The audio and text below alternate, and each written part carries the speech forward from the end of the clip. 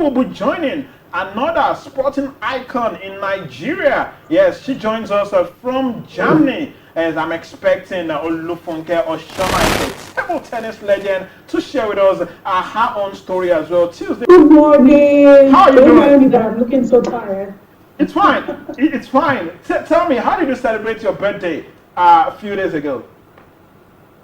Oh, it was fun. I celebrated it in my living room, dancing, rejoicing. You know what? Happiness is free, so Yeah. it was good. I had fun And because there was no way I could have invited anybody to yeah.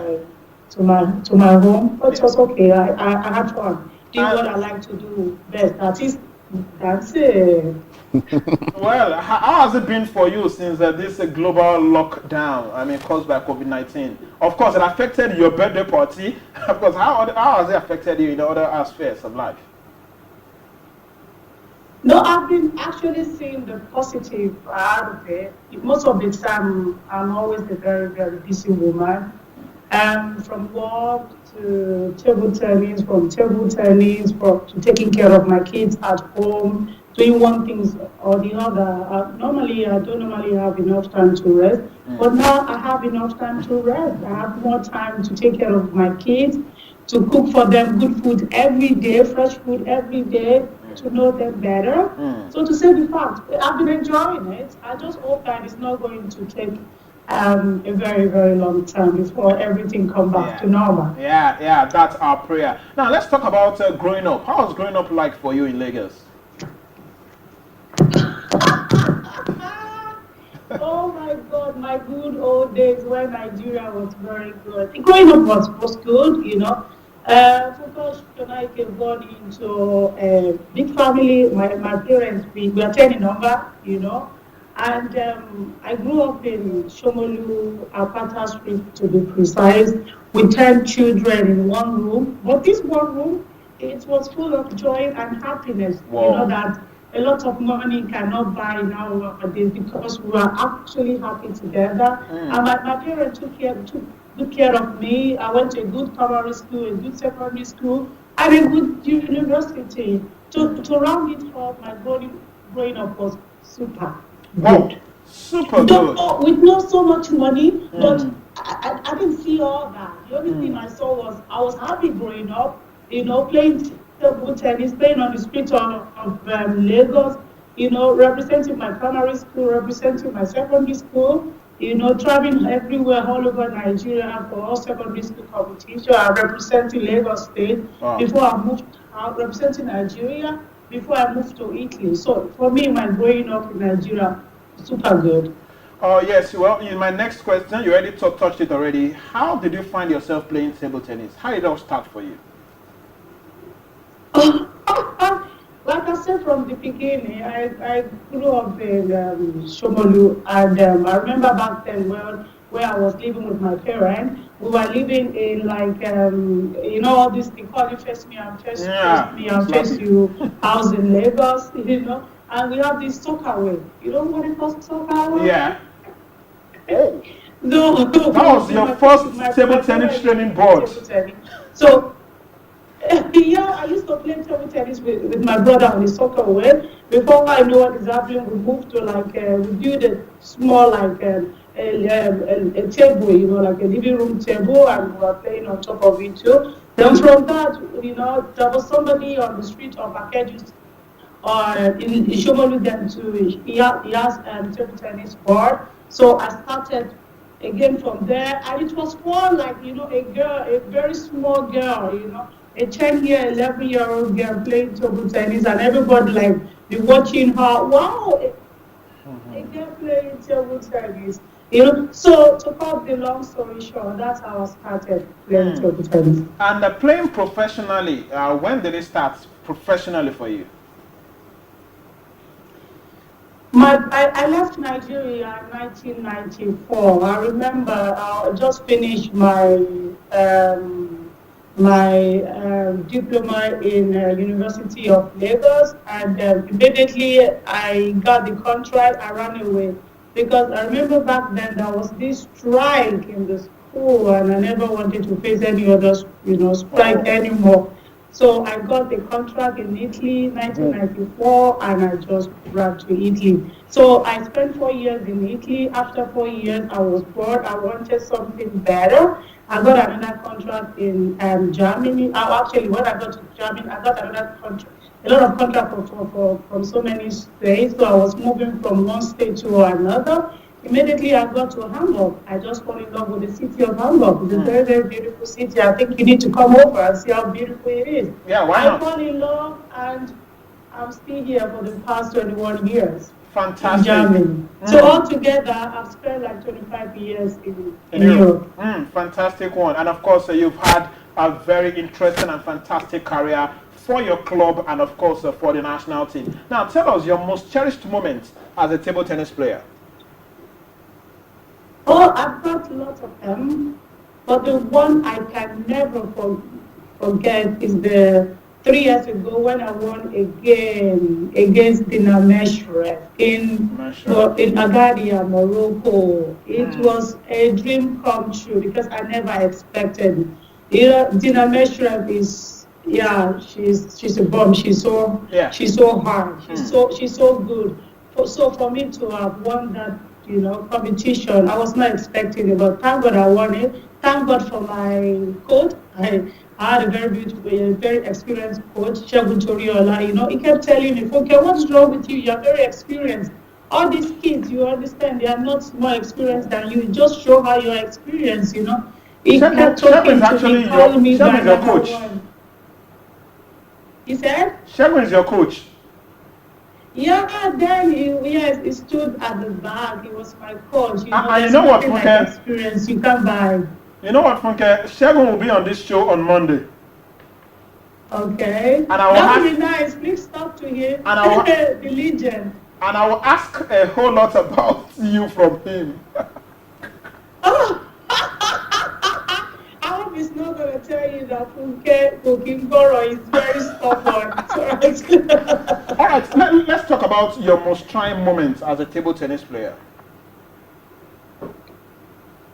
Oh, I've gone through a lot in my life that, everything I've gone through makes me stronger, I remember, I think everything I've gone through just builds me up. I remember while growing up in Nigeria, in every competition I played in Nigeria, I was having very few supporters, I could even remember a time that some fans wanted to kill me because their favorite lost against me, that is Biola Ogunmola. Another one is when I was supposed to go to Commonwealth Games in India like 8 years ago or something like that, and I was dropped because I was ill. I couldn't come for the trials, and somehow I was mago things, and I was dropped. I really felt so bad then.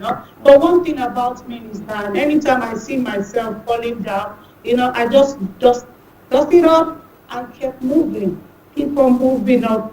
Don't stop. That is me. That is life. A lot of things is going to happen because I know that if I should stay down, people are just going to come and be stepping on top of me. So I have to be moving on. So I've gone through a lot, but the others, I think my secret, I have to keep them to myself. All right, Funke, let's talk about your favorite table tennis partner, like you've ever played with, probably in your mixed doubles or something, or your doubles. Oh no! Of course, the best mixed double partner is Shegun Toriola. Yeah. Nobody because we grew up together. Since I think we were like 15, 16. Shegun Toriola too has been representing Nigeria for a very long time, just like me that I started representing Nigeria at the age of 14. So he knows me, I know him. So sometimes when I get hungry, I'm not supposed to get angry because he's the better one. But I get hungry that why is he losing some point? You understand? He knows how to talk to me. He knows how to calm me down. He knows how to cool me down. So for me, my best mixed double partner is Shegun Toriola. Talking about doubles partner in Nigeria, wow, I think it used to be Biola Ogunmola, but that was a very, very long time ago. But she stopped playing. The ones that I have nowadays, the younger Right ones, then. so we don't, we're not always training together. Okay. With Biola, we were actually representing Nigeria together. So every time we were in camp, we were always training doubles together. But nowadays, I live in Europe, they live in Nigeria, so the connection is not so strong like that. But I still try with them. Funke, congratulations to you. You are joining the Sevens Club. You're joining, seventh time in the Olympics. You join your friend and your former coach or your coach, Shegun Toria. How does it feel like, representing Nigeria the seventh time in the Olympics? Wow, I'm still, every time I still look at my certificate, I'm still kind of like surprised. I'm very, very, very, very happy. Mm. You know what? I remember 4 years ago when Shegun Toriola was awarded, when he joined the club. I looked at him and I looked at all of them. They were all guys, men. I was just like, what is happening here? Why is it that we don't have any girl? So within me, inside me back then, I just told myself, how I wish to be the first woman to join this club. You understand? So I really worked hard, very, very hard for it. But then during my journey, things started happening. I started I wanted to give up, but I just kept telling myself, come on, you got a dream. So when this qualification, the date was actually mentioned, I was going through a lot of things physically too, with my health. So I kind of doubted myself, but I just kept on, telling myself, Funke, no matter what you have experience that every other ones, don't have. And even when I get there at the competition, a lot of Nigerians don't know. I was actually crying every day because I was going through a lot of stress. People don't know that. I will wake up crying, I will go back to sleep crying, I will be talking to God. I can do it, but I just want to thank God for Shegun Toriola. Shegun Toriola has stood by me. Every matches, he just kept telling me, okay, come on, you're doing good. You can do it, So all those words stood in my head. I can never, never, never forget them because it helped me. And apart from Shegun Toriola too, I just want to thank Barrister Eniton Waigo too. He was there, with me. He will leave his seat, he will come to where I was playing, he will be shouting, come on, because he saw the stress in me. Believe me, honestly, I wouldn't have been able to do it without God, because Shegun Toriola and Barrister Eniton, they really, really, really, really do encourage me. My special thanks to them. Nice, fantastic, Funke. Now, Funke, on a final, maybe I still have like 2 questions. Now, firstly, tell us about your Guinness World Record. I saw it yesterday when you posted it on Facebook, and I was like, seriously? I know that a lot of people don't know. A lot of things that people don't know about me, but some people, they think they know everything. There are a lot of things I have, a lot of trophies that I have like that. I just, remember, and I just be like, I think a lot of people don't know that we can actually play table tennis with raw head, and that was like like about 20 years ago when I first got to Germany. Oh, looking at it can look so easy, but believe me, the training was very hard. If I could remember, we broke about more than 1,000 eggs to to get to the Guinness Book of Record. Even we played like 80 times. During the training, we were unable to do it.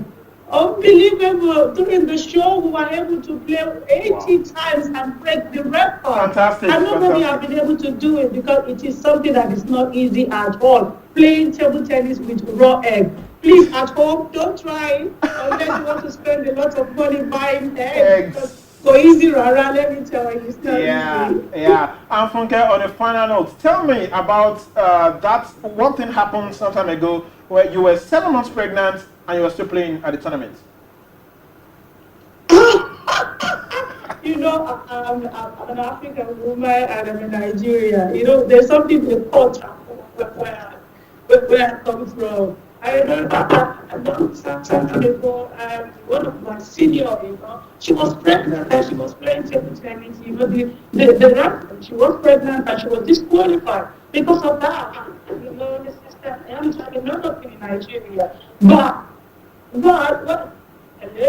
But when I got here, I saw one of my teammates playing table tennis with a 7-month-old pregnant. I was shocked too. So then it was like a normal thing. So when I got pregnant too, I was very strong too. So I supposed to play my league matches and first month, second month, third month. I was actually enjoying it. This is a lot of good players. So believe me honestly, as long as the doctor tells you are okay to do sports while you are pregnant, which a lot of women are doing nowadays.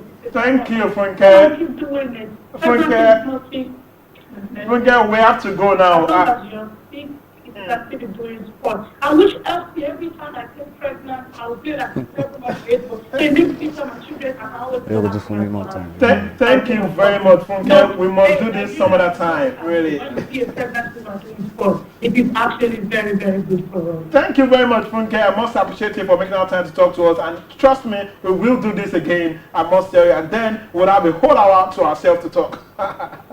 Shem, and that was Funke Oshonaike. Talking to us already. Shem, we have to go, really. Yeah.